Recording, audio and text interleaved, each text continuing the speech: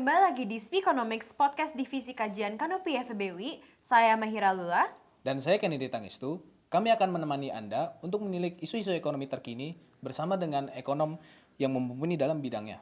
Speakonomics episode ke-9 ini mengangkat tema Membangkitkan Macan Asia, menilik langkah strategis Indonesia di tengah fragmentasi geoekonomi dunia. Seperti yang kita sama-sama tahu, pemerintah baru saat ini telah menargetkan pertumbuhan ekonomi 8% per tahunnya demi mencapai impian Indonesia Emas 2045. Oleh karena itu, mengubah pola perekonomian menjadi export-led economy menjadi salah satu target pemerintah untuk mendorong pertumbuhan ekonomi Indonesia per tahunnya. Namun di sisi lain, kondisi geopolitik dan ekonomi dunia yang semakin hari semakin terfragmentasi serta rendahnya partisipasi Indonesia dalam kancah perdagangan global menjadi satu tantangan tersendiri yang perlu dihadapi oleh pemerintah baru saat ini. Lantas, apa yang dapat dilakukan oleh perekonomian Indonesia untuk dapat kembali menunjukkan taringnya dalam kancah dunia internasional? Let us theorize the game. Halo teman-teman semua, pada kesempatan kali ini kedatangan ekonom senior yang sangat mumpuni dalam memberikan jawaban dan insight terkait topik hari ini. Beliau pernah menjabat sebagai penasihat senior dalam bidang perdagangan dan investasi bagi kantor Presiden Republik Indonesia pada tahun 2015 sampai 2016. Tidak hanya itu, Ibu Lilian Ing juga pernah menjabat sebagai penasihat utama perdagangan internasional untuk Menteri Perdagangan Republik Indonesia pada tahun 2017 hingga 2019. Beliau juga sekarang merupakan Secretary General untuk International Economic Association. Tanpa berlama-lama lagi, langsung saja kami sambut Ibu Lilian Ing. Apa kabar, Bu? Baik. Terima kasih sudah mengundang saya. Iya, Bu. Oke, kami kepengen mengucapkan terima kasih terhadap Ibu Lili untuk kesediaannya mengisi podcast hari ini. Kalau boleh tahu, mungkin akhir-akhir ini kesibukan Ibu apa aja ya? Saya banyak memberikan masukan kepada negara-negara Asia Tenggara, terutama mengenai kebijakan perdagangan dan investasi. Oke, baik. Nah, jadi pada podcast hari ini kami akan menanyakan beberapa pertanyaan terkait dengan isu perdagangan internasional, khususnya bagi Indonesia nih, Bu. Mungkin seperti yang kita sama-sama ketahui, untuk sekarang kan pemerintah baru ini mempunyai target pertumbuhan 8% per tahunnya. Dan tapi di sisi lain dari aspek perdagangan internasional masih banyak hal yang perlu Indonesia hadapi. Misalnya dari aspek minimnya kontribusi Indonesia di kancah perdagangan internasional, dan saat ini porsi ekspor kami hanya berada di angka 24,49% dari PDB pada tahun 2022 dan peringkat GVC Participation Index kedua terendah se-ASEAN. Nah, kira-kira apakah kurang gaulnya Indonesia ini menjadi suatu barrier utama Indonesia dalam mencapai pertumbuhan 8% ini, Bu? Kalau kita lihat pertumbuhan ekonomi dunia 50 tahun terakhir ya, sejak tahun 1970 sampai tahun sekarang ini, kita lihat ada satu shift ekonomi yang sangat signifikan, di mana dulu sebelum 1970 global economy itu dikuasai oleh negara-negara maju yang tergabung dalam G7. 50 tahun terakhir terjadi economic shift yang signifikan, di mana terjadi perubahan di 4 key matrices, yaitu global output, trade in goods, manufacturing value added, dan foreign direct investments. Dan shift ini terjadi atau diberikan kontribusi sebagian besar oleh negara-negara berkembang, led by China, South Korea, India, dan negara-negara Asia Tenggara termasuk Indonesia di dalamnya. Keberhasilan dari Asia Timur dan termasuk Asia Tenggara dalam mencapai pencapaian di bidang ekonomi yang signifikan ini dengan adanya atau mereka menitik beratkan pertumbuhan pada investasi dan perdagangan. Termasuk di Asia Tenggara. Namun disayangkan mengapa Indonesia secara rasio trade dengan GDP bukan hanya tahun ini, kalau kita lihat 20 tahun terakhir itu rasionya sama di kisaran 23-25%. Dan kenapa GVC Indonesia sangat disayangkan peringkat kedua dari belakang dibandingkan negara-negara Asia Tenggara, hanya satu peringkat di atas Myanmar, yang sangat memprihatinkan bagi Indonesia. Benar. Tahun ini GVC kita secara backward itu hanya menyumbang 12% dan secara forward itu hanya menyumbang 14%. Artinya produk-produk kita dipakai sebagai input global exports itu hanya 14% di manufacturing sectors. Ceritanya at the global level juga sama, tidak terlalu berbeda jauh. Mengapa hal ini terjadi? Pertama, menurut saya harus ada perubahan mindset yang luar biasa. Selama ini Indonesia selalu mengadopsi doktrinisasi bahwa import itu buruk dan ekspor itu baik. Dalam perdagangan internasional kita tidak bisa demikian. Karena kalau kita mau ekspor, negara lain harus import produk kita. Kalau kita memperlakukan import itu buruk, negara lain juga sama akan memperlakukan ekspor kita. Artinya mereka juga akan menaruh barrier terhadap ekspor kita. Maka dari itu Indonesia harus membuka diri dalam artian bahwa import itu pada dasarnya bila kita import barang-barang inputs atau raw materials yang bisa digunakan untuk produksi Indonesia dan ekspor, artinya itu menggerakkan produksi dan ekspor Indonesia. Itu adalah baik untuk perekonomian Indonesia. Saya ambil contoh sederhana. Indonesia di tahun 2023 kita itu ekspornya 259 billion US dollar. Import kita 221 billion US dollar. Sementara kalau kita sering membandingkan diri dengan Vietnam. Nah, ya benar. Kan Vietnam itu ekspornya pada kisaran 353 billion US dollar. Tapi import Vietnam juga tinggi, 335 billion US dollar.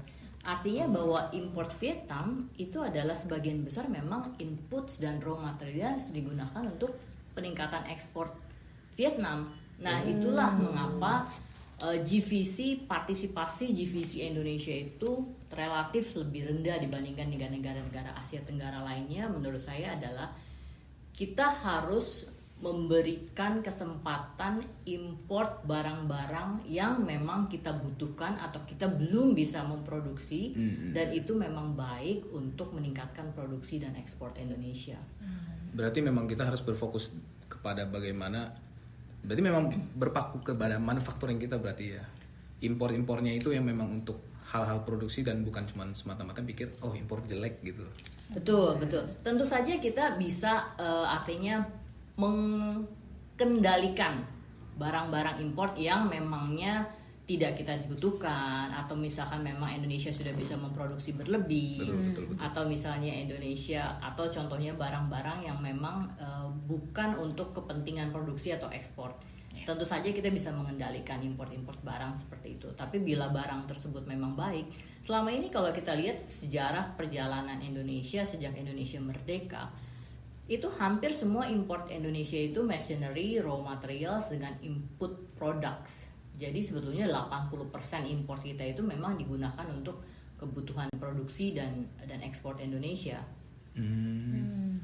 Mungkin saya mau nambahin dikit kayak nanya-nanya lebih detail lagi ke faktor-faktor yang menyebabkan minimnya kontribusi ini ya Bu. Mungkin kayak apakah mungkin dari sisi kebijakan yang selama ini kayak kurang tepat dalam menopang potensinya, atau mungkin kayak fakta bahwa perkembangan geopolitik yang saat ini memang lebih terfragmentasi gitu Bu? Pertanyaan menarik sekali dan bagus sekali ya. Sebetulnya memang ada dua hal penting di sini. Yang pertama secara struktural. Yes. Secara struktural PR Indonesia itu sejak Indonesia merdeka, katakanlah sejak 69. Sejak first Orba pertama.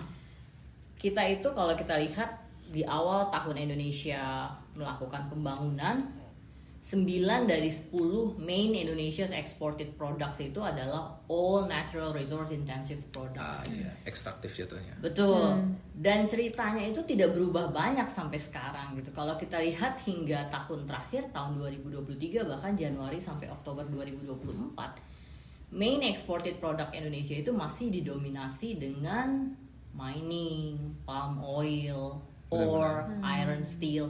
Itu masih palm oil, mining, iron, steel, itu semua ekstraktif dan natural resource intensive. Hanya sebagian yang mungkin itu pun masih labor intensive seperti footwear, garment. Jadi belum bisa. Itu secara struktural ya, PR kita adalah bagaimana Indonesia meningkatkan value added dalam domestik maupun untuk produk ekspor Indonesia. Kemudian yang kedua adalah bagaimana kenapa Indonesia selalu rendah dalam artian value added-nya belum bisa kita tingkatkan. Kesalahan yang kedua adalah menurut saya dari sisi kebijakan. Ketika Indonesia ingin meningkatkan value added, Indonesia itu pakai cara yang ingin cepat selesai gitu. Indonesia pakai shortcut. Bukan malah yang long term gitu ya. Betul.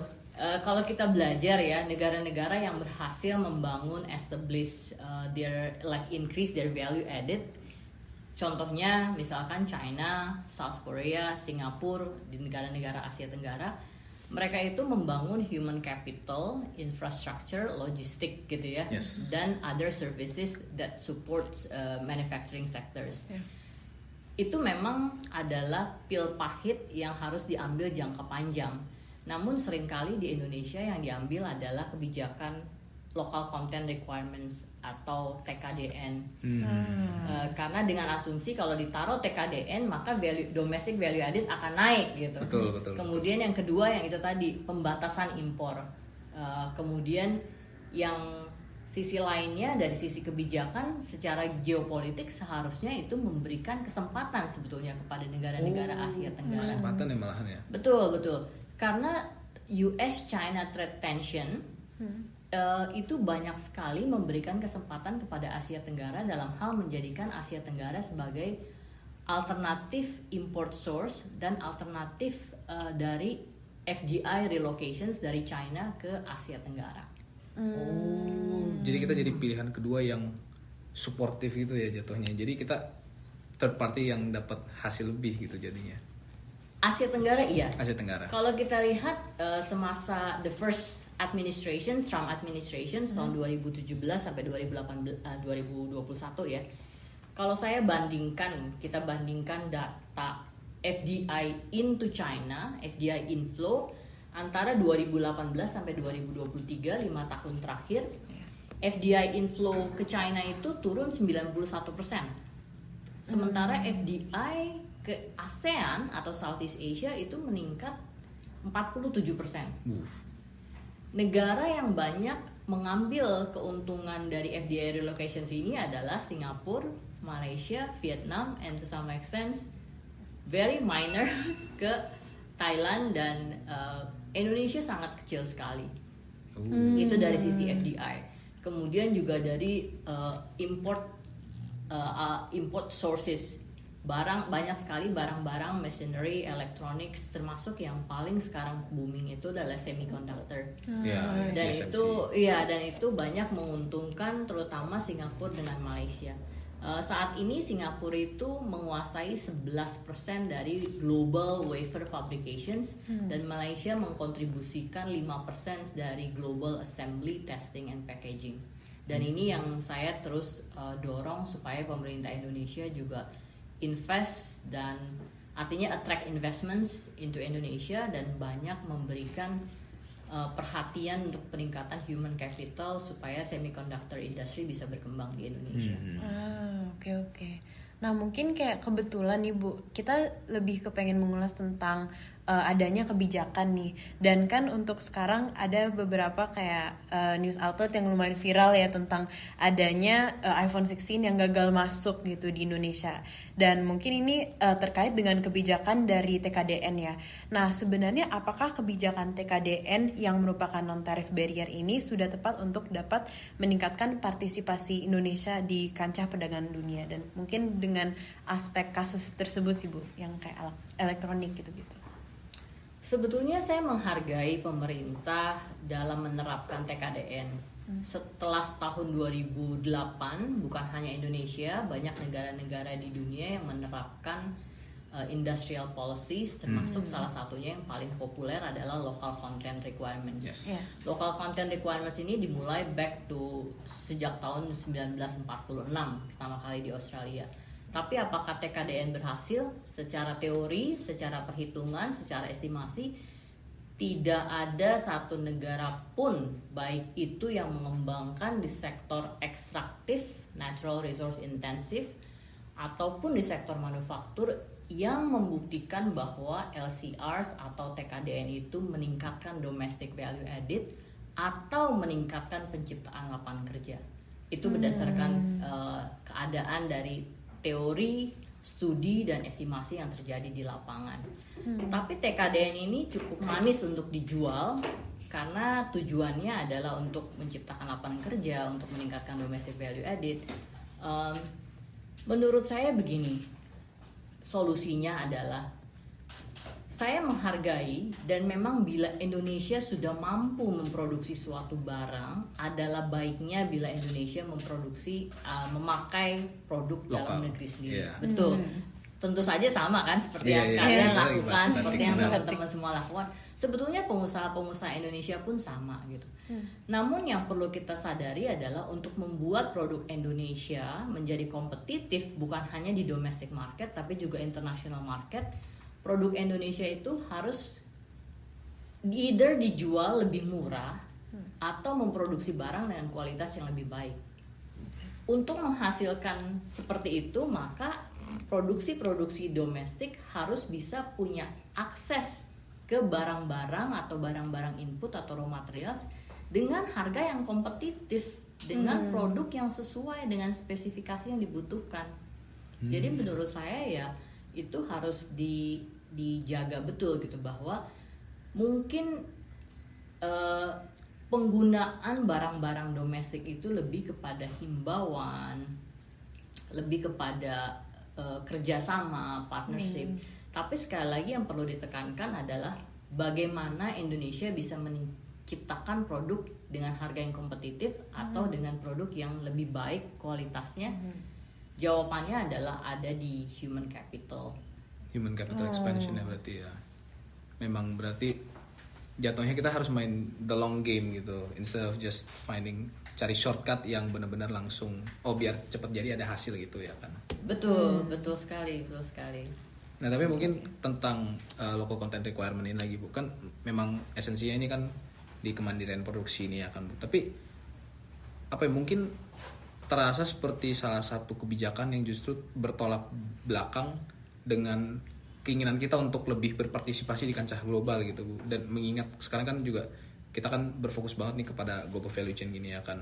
Apakah justru malah dengan adanya local content requirement seperti TKDN ini justru menjauhkan kita dari global value chain itu Bu? Iya, itu poin penting sekali. Tadi yang seperti saya katakan bahwa berdasarkan data, berdasarkan estimasi, bukan hanya di Indonesia, di dunia tidak ada satu kajian pun yang membuktikan bahwa local content requirements itu dapat meningkatkan domestic value added atau dapat menciptakan lapangan kerja sebagaimana yang dijanjikan. Dan ini adalah menjadi PR Indonesia bersama gitu. Apakah pernah Indonesia melihat kajian atau melakukan kajian tentang local content requirements yang ada di Indonesia?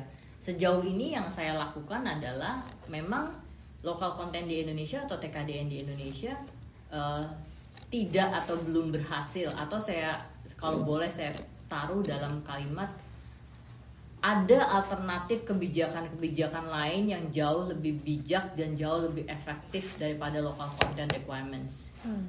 Itu yang pertama. Sisi yang kedua, local content requirements pada saat penerapannya diterjemahkan menjadi satu loophole, menjadi satu ketidakpastian, karena penetapannya itu misalkan harus 40% pakai domestik. 40%-nya itu apa? Diukurnya bagaimana? Ya kan? Dan itu menciptakan ketidakpastian. Ketidakpastian itu akan diterjemahkan menjadi biaya. Dan biaya pada akhirnya membuat produk-produk Indonesia menjadi tidak kompetitif. Oke. Berarti harus lumayan strategis dengan hal kedua itu ya Bu. Tapi mungkin sekarang kalau mau mendiskusi tentang berhubungannya dengan pola perkembangan dunia nih Bu. Kan tadi Bu juga baru saja menceritakan tentang adanya perang dagang terhadap US dan China ya. Dan untuk sekarang mungkin dengan di tengah-tengahnya dari perang tersebut, kan terlebihnya juga ada naiknya Presiden Trump yang tadi Ibu juga sempat cerita untuk kedua kalinya. Menurut Ibu bagaimana kondisi geopolitik tersebut dapat berdampak kepada perekonomian perdagangan ASEAN gitu, terutama terhadap kebijakan yang diambil oleh Amerika Serikat gitu. Second Trump administration ini ada 4 hal yang harus kita perhatikan. Yang pertama, tarif dengan trade deficit. Trump akan meningkatkan tarif 10-20% kepada semua negara di dunia, semua produk.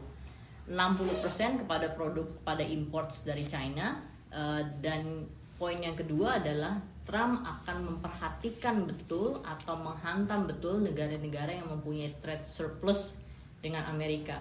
Negara-negara yang terkena itu adalah China nomor 1, kemudian Kanada, Meksiko, Vietnam, dan tentu saja Indonesia.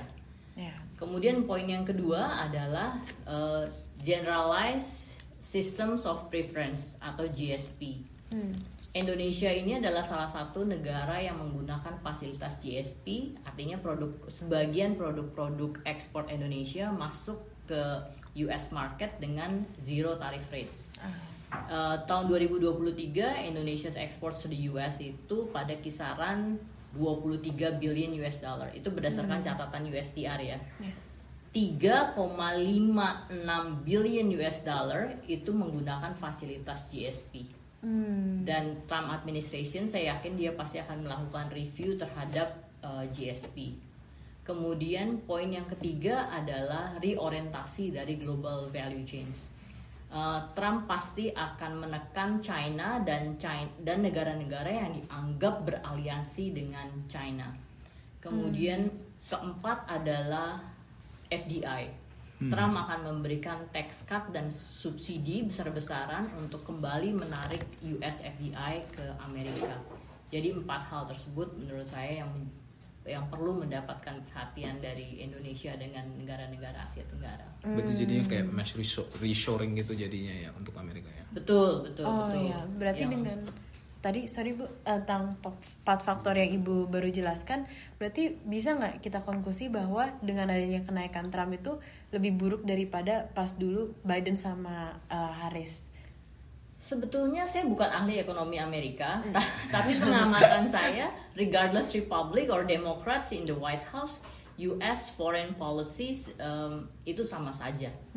Biden itu hanya versi tersenyum dari Trump aja. 75% Trump trade policies itu masih diadopt sama waktu during Biden administrations. Dan kebijakan terhadap China, kebijakan terhadap untuk menarik kembali FDI, itu semua menurut saya secara ekonomi tidak banyak berubah.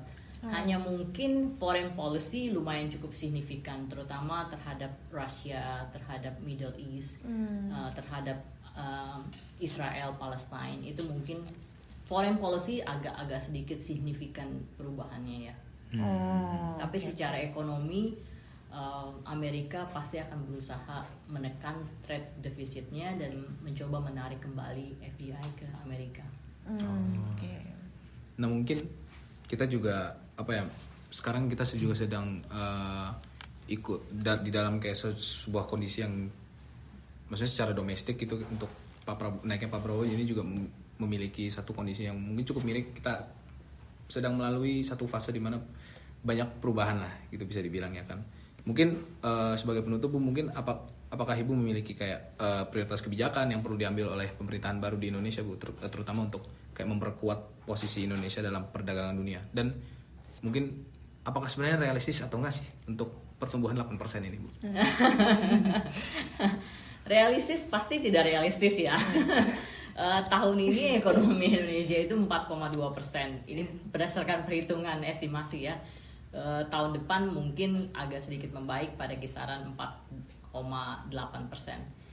Namun saya menghargai pemerintahan untuk memberikan target yang cukup tinggi untuk mengaspirasi masyarakat, pengusaha, pemerintah untuk bekerja lebih giat. Karena sebetulnya seperti yang kita ketahui, Indonesia itu punya potensi yang luar biasa. Hanya saja bagaimana kita mengoptimalisasi potensi yang ada, itu sebetulnya PR jangka lama yang saya nggak tahu ya kenapa kita begitu sulit sekali untuk melakukan reformasi di bidang ekonomi gitu ya.